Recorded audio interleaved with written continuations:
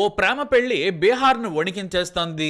అది బీహార్లోని పెద్ద నగరమైన దర్బందలోని ప్రభుత్వ మెడికల్ కాలేజ్ అండ్ హాస్పిటల్. ఉదయం 11 గంటలు ఓ వ్యక్తి హుడీ వేసుకుని స్టైల్ గా నడుచుకుంటూ వస్తున్నాడు. అప్పుడే హాస్టల్ నుంచి బయటకు వచ్చిన 25 ఏళ్ల విద్యార్థులు రాహుల్ కుమార్, ప్రియలు కాలేజ్ వైపు వెళ్తున్నారు. వీళ్ళిద్దరూ కూడా బీఎస్సీ నర్సింగ్ చదువుతున్నారు. అయితే హుడీ వేసుకున్న వ్యక్తి తలను కిందకు దించుకొని వారి వైపే వస్తున్నాడు. మొదట వారు పట్టించుకోలేదు. కానీ సరిగ్గా రాహుల్ దగ్గరకు వచ్చిన ఆ హుడీ వ్యక్తి తుపాకీ బయటకు తీసి రాహుల్ గుండె మీద పెట్టాడు.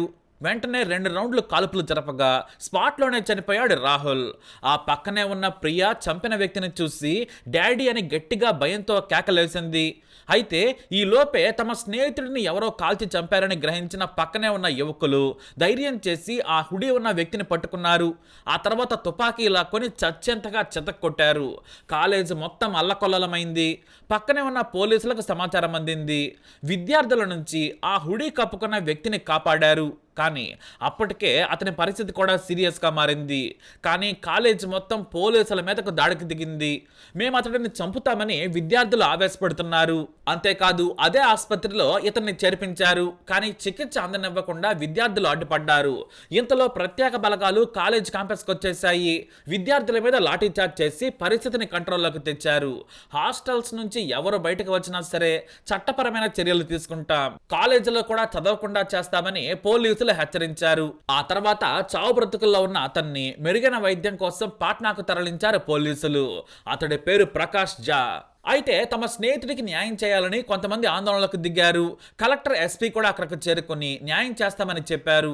హంతకుడు మా అదుపులో ఉన్నాడు, సీసీటీవీ ఫుటేజ్ కూడా ఉంది, కఠిన శిక్ష పడేలా చేస్తాము, మీరు చట్టాన్ని చేతుల్లోకి తీసుకోవద్దని కోరారు. అయినా కూడా భారీగా పోలీసు బలగాలు క్యాంపస్ లో పహారా కాస్తున్నాయి. అయితే కాల్పుల సమయంలో రాహుల్ పక్కనే ఉన్న అమ్మాయి మీడియాతో మాట్లాడింది. ఆమె పేరు తను.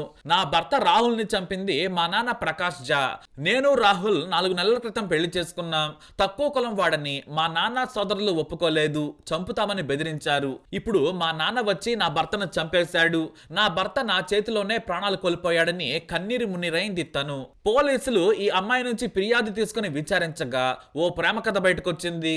రాహుల్ కుమార్ బీఎస్సీ నర్సింగ్ 2వ సంవత్సరం చదువుతున్నాడు. మెడికల్ కాలేజ్, హాస్పిటల్, హాస్టల్ ఒకే చోట భారీ క్యాంపస్ లో ఉంటాయి. ప్రభుత్వ కాలేజ్ కావడంతో ఇక్కడ నిత్యం విద్యార్థులుంటారు. అదే ప్రాంగణంలో వేర్వేరు అంతస్తుల్లో బాయ్స్ కి అలాగే గర్ల్స్ కి హాస్టల్స్ ఉన్నాయి. ఈ రాహుల్ కుమార్ రోజు కాలేజ్కి వస్తున్న సమయంలో ఈ తనును చూసేవాడు. ఆమె ఫస్ట్ ఇయర్ జాయిన్ అయింది. ఆ తర్వాత హాస్టల్ క్యాంటీన్లో టీ తాగేందుకు వచ్చే సమయంలో చూసుకునేవారు. ఆ తర్వాత రాహుల్ ఆమెను ఇష్టపడుతూ ఆమెను రోజు ఫాలో అయ్యేవాడు.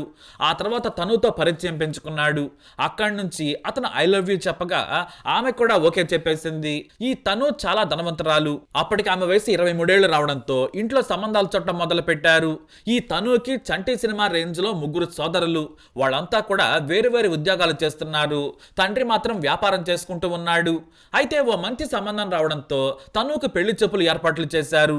కానీ తను మాత్రం రాహుల్ అనే వ్యక్తిని ఇష్టపడుతున్నానని చెప్పింది. తండ్రి ఆ మాట విని కోపడ్డాడు. వారి సోదరులు కూడా తనను కొట్టినంత పని చేశారు. అయితే తండ్రి వారిని వారించాడు. ఓసారి ఆ వ్యక్తిని కలుస్తానని చెప్పాడు. అలాగే ఓ రోజున రాహుల్ను కాలేజ్ క్యాంపస్లోనే కలిశాడు. అప్పుడే అతనికి తెలిసింది రాహుల్ కులం వేరు అని, తన కులం కంటే కూడా తక్కువని, పైగా చదువుకుంటేనే జీవితం, అతనికి ఆస్తులు పెద్దగా ఏమీ లేవు. దీంతో కూతురిని వద్దని వారించేశాడు. చదువొద్దు, నువ్వు ఇంటికొచ్చేయి, కులం తక్కువ వాడితో నేను పెళ్లి కొప్పుకోనని చెప్పాడు. అంతేకాదు తన కూతురు జోలికి వస్తే చంపేస్తానని రాహుల్ని కూడా బెదిరించాడు ఈ ప్రకాష్ జా. ఇటు ఆమె సోదరులు కూడా తనుని హెచ్చరించారు. నువ్వు వాడిని పెళ్లి చేసుకుంటే వాడిని చంపేస్తాం, నువ్వు వాడిని వదిలేయాలని, ఇంటికి వచ్చేయాలని బెదిరించారు. కానీ ఆమె మాత్రం ప్రియుడు రాహుల్ను వదులుకోనని చెప్పింది. ఇంతలోనే హఠాత్తుగా 4 నెలల క్రితం తండ్రి కలిసిన మరుసటి రోజే స్నేహితుల సహకారంతో దగ్గరలోని ఓ గుడిలో పెళ్లి చేసుకున్నారు. ఆ తర్వాత రిజిస్టర్ మ్యారేజ్ కూడా చేసుకున్నారు. తాము పెళ్లి చేసేసుకున్నామని, తన తల్లిదండ్రులతో ప్రాణహాని ఉందని పోలీస్ స్టేషన్లో ఫిర్యాదు కూడా చేసింది తను. ఇక పోలీసులు కూడా ఈ తను తల్లిదండ్రులకు ఫోన్ చేసి ఓసారి రావాలని కోరగా వారు రాలేదు, మాకు కూతురు లేదు, ఆమె ఆమె ఎవరిని పెళ్లి చేసుకున్నా కూడా మేము పట్టించుకోం, ఆమెకు మాకు సంబంధం లేదు, ఆమెకి మాతో ఇబ్బంది ఉండదని చెప్పారు. ఇంకా చెప్పాలంటే తమ కూతురు చనిపోయిందనుకుంటున్నామని చెప్పేశారు. తనుకు తన తండ్రి సోదరుల కోపం గురించి బాగా తెలుసు. దీంతో కోర్టులో కూడా ఫిర్యాదు చేశారు. తమకు తల్లిదండ్రుల నుంచి రక్షణ కావాలని కోరారు. ఇక ఈ విషయంలో కోర్టుకి పోలీసులు జరిగిన విషయాన్నంతా కూడా విచారించి చెప్పారు. దీంతో మీరు భయపడొద్దని వారికి చెప్పారు. కానీ తను బంధువుల్లో తమ పరువు తీసిందని కుటుంబీకులు రగిలిపోయారు. ఎలాగైనా సరే రాహుల్ని చంపాలనుకున్నారు. అయితే తానే చంపుతానని ప్రకాష్ ఝా తన కొడుకులకు చెప్పాడు. ఇంతలో ఓ నాటు తుపాకీ కూడా కొనుగోలు చేశాడు. ఆ తర్వాత రాహుల్ తనుపై రెక్కి నిర్వహించారు. ఎప్పుడు బయటకు వస్తున్నారు, ఎప్పుడు లోనికి వెళ్తున్నారనేది పసిగట్టారు. దీంతో రోజు ఉదయం కాలేజీ సమయానికి వెళ్తున్నారు, పైగా కలిసే వెళ్తున్నారు. సరిగ్గా అదే సమయానికి హుడీ వేసుకుని వచ్చాడు తను తండ్రి ప్రకాష్ ఝా. తల దించుకొని వారి దగ్గరకే వస్తున్నాడు. మరోవైపు రాహుల్ తనులు నవ్వుతూ ముందుకు సాగుతున్నారు. హుడీతో ఉన్న వ్యక్తిని దగ్గరకొచ్చే వరకు కూడా గుర్తించలేదు. ఆ తర్వాత తనుని దూరంగా నెట్టేసిన ప్రకాష్ ఝా తుపాకీ తీసి రాహుల్ గుండె మీద పెట్టి 2 రౌండ్లు కాల్చాడు. ఆ వెంటనే కుప్పకూలిపోయాడు రాహుల్. మరోవైపు ప్రకాష్ ఝా కింద పడిపోగానే ఆ హుడీ వేసుకున్న వ్యక్తి తన తండ్రినని గుర్తించి కేకలేసింది. అక్కడి నుంచి ప్రకాష్ ఝా పారిపోతూ ఉండగా రాహుల్ స్నేహితులు స్టూడెంట్స్ పట్టుకుని చెత్త కొట్టొదిలి పెట్టారు. ఇంతలో పోలీసులు అక్కడికి చేరుకుని ప్రకాష్ ఝాను అదే ప్రాంగణంలోని ఆసుపత్రిలో చేర్పించారు. కానీ పోలీసులకు విద్యార్థులకు మధ్య తోపులాట మొదలైంది. ప్రకాష్ ఝాకు చికిత్స అందివ్వద్దని పోలీసులను నెట్టేయటం మొదలు పెట్టారు. ఈ విషయం తెలియగానే ఎస్పీ కలెక్టర్లు ప్రాంగణానికి చేరుకున్నారు. విద్యార్థులను చెదరగొట్టేసి ఈ ప్రకాష్ కు ప్రాథమిక చికిత్స చేయించి ఆ తర్వాత పాట్నా తరలించారు. ఇక్కడే ఉంటే ప్రమాదమని భావించారు. అలాగే హాస్టల్ విద్యార్థులందరినీ కూడా వారి రూముల్లో వేసి బయట గడియ పెట్టేశారు. అయినా సరే విద్యార్థులు ఎక్కడా తగ్గలేదు. అందుకు తాము న్యాయం చేస్తామని చెప్పారు అధికారులు. మరోవైపు తన తండ్రి మాత్రమే కాదు, తన సోదరులు కూడా నా భర్త హత్యకు కారణం, వారందరినీ అరెస్ట్ చేయాలని తను పోలీసులకు విన్నవించింది. తాము దర్యాప్తు చేస్తున్నామని చెప్పారు పోలీసులు.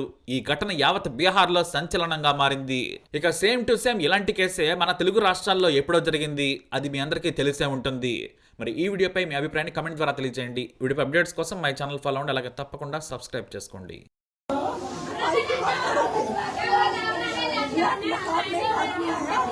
और मतलब ब्लैक आदमी कौन था? मेरा पापा है, शंकर चाली killed he shoot and I have to write in write मेरे आंखों के सामने उसने मेरे बाप मेरे बाप के चाली के वाइट मुझे बोला कि मेरा बुलेट नहीं लोग तो डायरेक्ट सोच क्या भागने लगा और मेरा हस्बैंड बहुत मेरे तरफ आए मेरे गोदी में आके गिरे नहीं आए मेरे गोदी